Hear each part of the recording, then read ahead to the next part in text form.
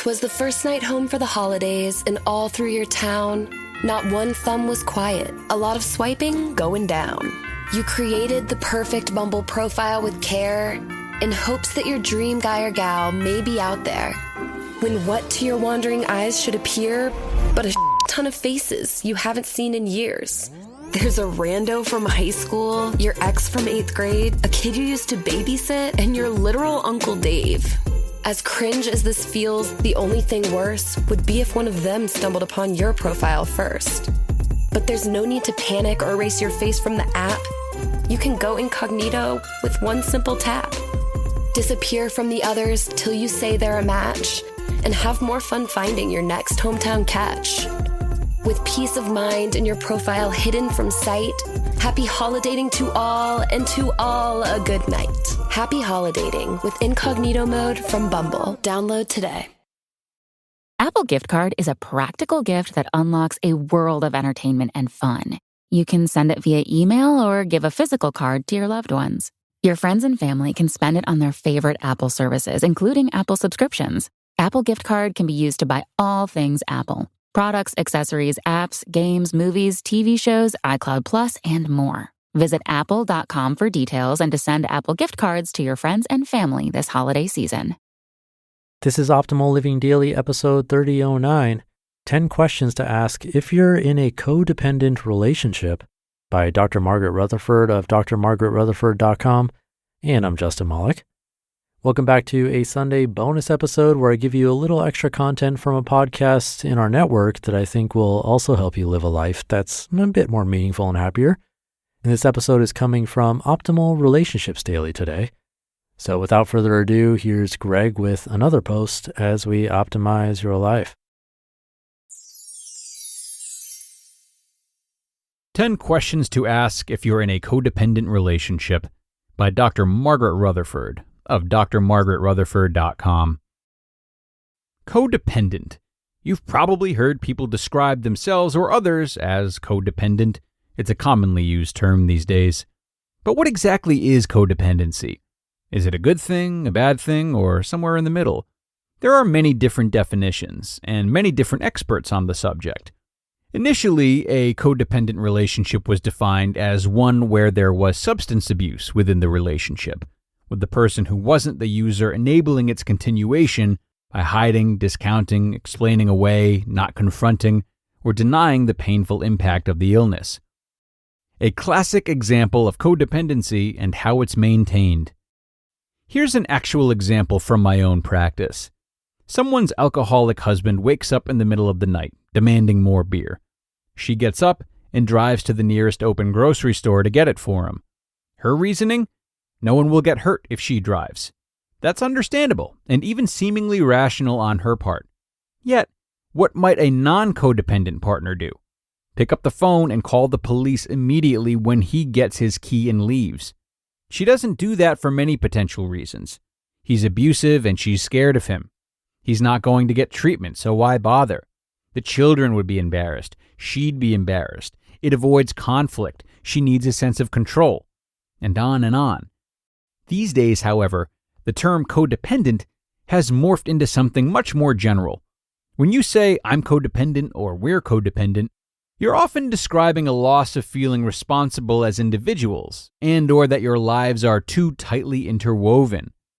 What's also likely is that your relationship is bringing out some of your most unhealthy issues, including not knowing where you begin and your partner ends. You've become what's termed enmeshed. An example of more generalized codependency. A highly insecure woman with problems with self-hatred purges, vomits her food. She's partnered with a perfectionist man who's uncomfortable with conflict. He can hear what she's doing late at night, but doesn't confront her disease, instead avoiding it entirely. She continues purging for comfort, urgently needing his attention. When she becomes too sick, he waits on her hand and foot and tells her how great she looks. She soaks up his attentiveness. When he returns to being not there for her, she begins the cycle all over again, focusing only on the need to please. They are both trapped in their own pain, yet their interaction is compulsive. It's not good, honest, caring, and empathy. They may both feel they have no other choice than to do what they're doing, and so the destructive pattern continues. Linda Esposito in Psychology Today offers questions about how you can tell you're in a codependent relationship. Does your sense of purpose involve making extreme sacrifices to satisfy your partner's needs? Is it difficult to say no when your partner makes demands on your time and energy? Do you cover your partner's problems with drugs, alcohol, or the law? Do you constantly worry about others' opinions of you? Do you feel trapped in your relationship? Do you keep quiet to avoid arguments? So, what can you do when you realize that your relationship is taking up way too much of your energy? Or when you know there's a secret in your family that you'll do anything to hide from others? Or that you jump through all kinds of hoops to keep your partner happy, even though there's a problem that neither of you is confronting head on? Here are some ideas. For the enabled, how are you personally confronting your problems? Do you blame others for them? Do you feel entitled or owed the help your partner offers? If you have an addiction or self-destructive problem, how are you denying it to yourself or others? Do you not even see it as an issue? Are you being honest about its impact on your family and your own life? Do you know how to give? If not, what work do you need to do to learn? What would have to happen for you to seek treatment or help? For the enabler, how did you become afraid of conflict? What has caused you to be uncomfortable with receiving? When did you begin to find your self-esteem in being a giver, or to make sacrifices constantly for others? Do you like control too much? Does your partner's problem tend to make you feel superior to him or her? If so, what has made that important to feel? What is keeping you in the relationship? Are you afraid of leaving? And why? These questions aren't easy to answer, nor are they all that's needed. They are a starting point, or a guide to the kind of emotional work that needs to be done if the relationship has a chance of being healthy. A good therapist can help. There are some excellent books on the topic. Codependent No More is a classic, but there are others you can find that more speak to you. The goal is to unhook from one another, to take responsibility for fixing what problems you have as an individual, and not to live your life in denial or martyrdom. Giving and receiving, honest empathy and caring, being there for one another in a real way, gently confronting when boundaries are crossed. It's not codependence. It's called interdependence, and it can feel so much better. You just listened to the post titled 10 Questions to Ask If You're in a Codependent Relationship by Dr. Margaret Rutherford of drmargaretrutherford.com. 'Twas the first night home for the holidays, and all through your town, not one thumb was quiet, a lot of swiping going down. You created the perfect Bumble profile with care, in hopes that your dream guy or gal may be out there. When what to your wandering eyes should appear but a ton of faces you haven't seen in years. There's a rando from high school, your ex from 8th grade, a kid you used to babysit, and your literal Uncle Dave. As cringe as this feels, the only thing worse would be if one of them stumbled upon your profile first. But there's no need to panic or erase your face from the app. You can go incognito with one simple tap. Disappear from the others till you say they're a match, and have more fun finding your next hometown catch. With peace of mind and your profile hidden from sight, happy holidating to all, and to all a good night. Happy holidating with incognito mode from Bumble. Download today. Something always comes up when you're running a small business. Take the pain out of payroll, benefits, and HR, and put the joy back in running your business with Gusto. Gusto's payroll and HR services can make it a little easier. Gusto is designed for you, the small business owner. They take the pain out of running a business. Automatically calculating paychecks, filing payroll taxes, setting up open enrollment, Gusto does it all. And want more? Time tracking, health insurance, 401k, onboarding, commuter benefits, offer letters, access to HR experts. You get the idea.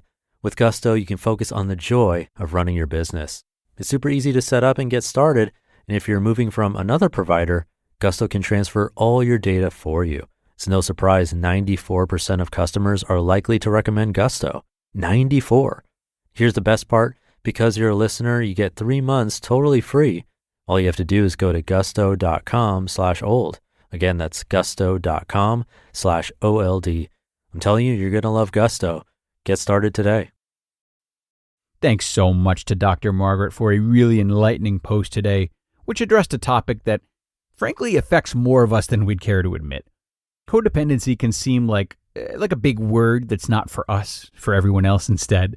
But if you want a realistic idea of whether you may be codependent on someone else or vice versa, I encourage you to focus on one common theme throughout Dr. Margaret's article today, and that's confrontation.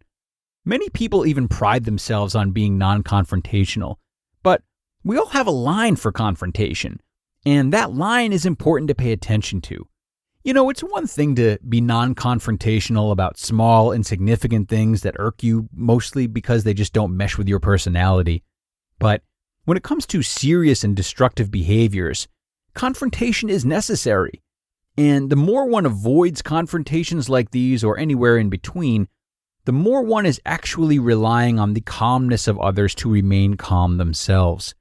This is a dependency on other people's moods, and a sign that your mood really relies solely on theirs, which of course is dependency. So don't overlook the danger of codependency, even in its subtlest form like this. All right, friends, that will do it for today. Thanks a lot for joining me and enjoying some more great content from Dr. Margaret. And be sure to come on back tomorrow as we start to talk about parenting and kick it off with a post from Shauna Scaife and all the great energy she has to offer. I hope to see all of you there, where your optimal life awaits.